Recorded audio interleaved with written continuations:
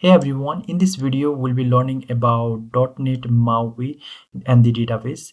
In the database section we have different type of relationship, that is one-to-one relationship, one-to-many, many-to-one, many-to-many relationship. In this video we'll be learning about just one-to-one relationship and how it's implemented. So user is different table and the password is different table, and if you want to learn more about the relationship, you can just get to this site. I'll just give the link in video description. Okay, so one-to-one relationship, if you want to implement, is pretty simple.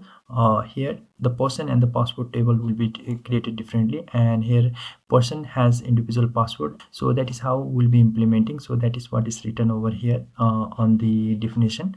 So let's go to the implementation side of our .NET MAUI project. So here let me delete it. So whenever I'll add a person, then we'll have a different two tables, that is person table and the password table, and they will be linked with the foreign key of the person ID. So here you can see we'll just update the person name as Rocky. Okay, so now password will be saved as Rocky123. Okay, so now we'll be using two tables and we'll be interchanging, like we're interlinking both of them with a foreign key. And in order to do that, like we can just make any type of implement, like multiple person, but different person will be having different password. Here I'll just show it to you. Password 3. Okay, so that is how the one-to-one relationship works. Now let's go to the implementation side.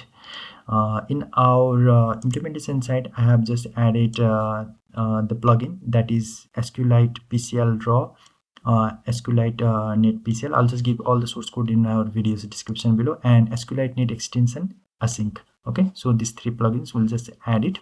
In order to add these three plugins, we'll just go to the manage NuGet package from the browse section. Here we'll be searching all the three packages, that is SQLite PCL raw, SQLite net extension async.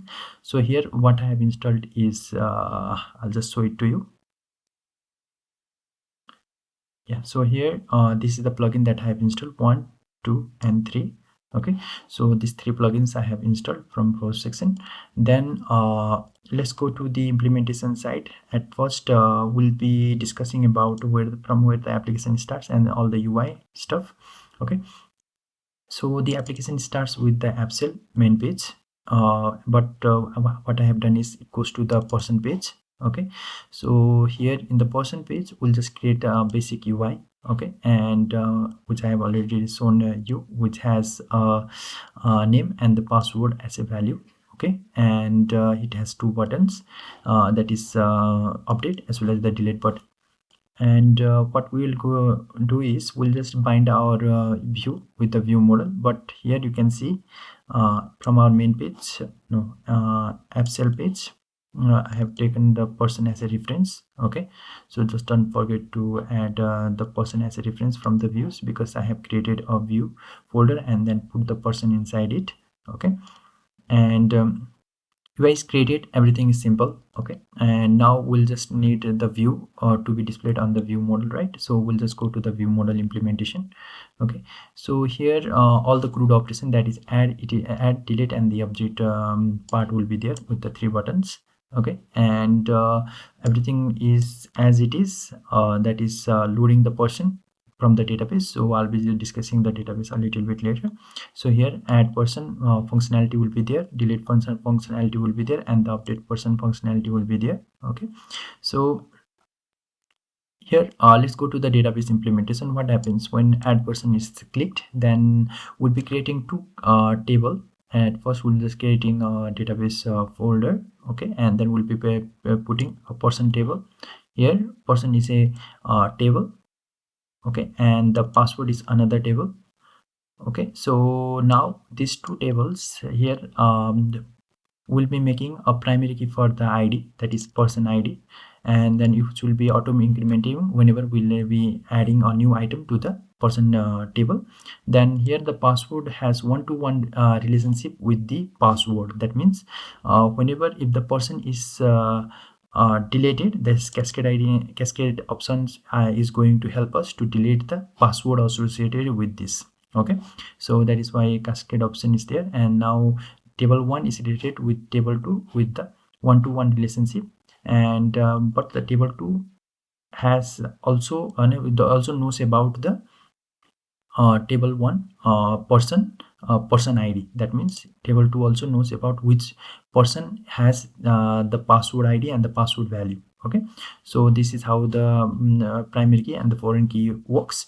And along with that, the database side, it is quite simple but very informative. Here you can see the database. At first we'll need to set the path. In order to set the path, from our app.xaml.cs, here I have used user database as a like implementation of this database class, and then nothing fancy over here. So for that, we'll just set a database path. Okay, so in order we'll just take the local application data path and then use it inside our user database.cs. And then for that, we'll just establish a connection whenever it is used. Then we'll just create two tables. If we are creating multiple tables, then we'll create multiple create table async operation. And then here you can see it's quite simple. Get the person. From the person table, we'll just get all the values with the children's and everything. And if you want to separate person, then we'll just get the ID. If you want to save the person, then this is very important part. At first we need to update the table 2 with the password for that specific person. Then if you and then only we'll just update the person table, because that is the master table and password table is the secondary table. And that is how we're gonna update it. And for the delete, everything is really simple. That is, it will take the person table and then delete from the person table, and then along with the password table too. And so that is it. Now in the person view model, so all the operations are going to be handled. And then initialization of person, that is like whenever if you want to add a new person to the database table, then this is how we just gonna add a default name and the person, then we'll just update it with the update operation. Okay, so this is how everything works on the basis of one-to-one relationship. So stay tuned for our next tutorial, that is one-to-many and many-to-one and many-to-many relationships too. So thank you guys, thanks for watching. Keep in touch for our next tutorials.